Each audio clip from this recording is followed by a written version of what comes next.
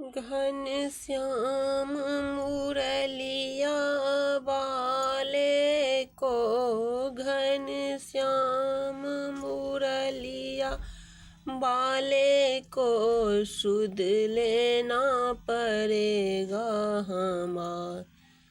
कृष्ण घन श्याम को, घन श्याम मुरलिया वाले को सुध लेना पड़ेगा हमार। कृष्ण घन श्याम को। यमुना तट पर रहते हो, बंसी मधुर बजाते हो। यमुना तट पर रहते हो, बंसी मधुर बजाते हो।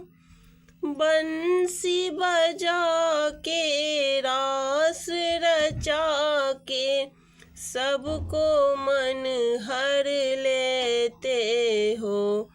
ओ बंसी बजा के रास रचा के सबको मन हर लेते हो।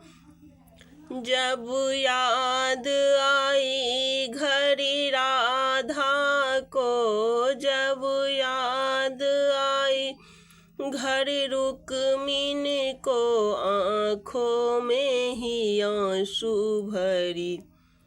कृष्ण घन श्याम को, घन श्याम मुरलिया वाले को सुध लेना पड़ेगा हमार। कृष्ण घन श्याम को।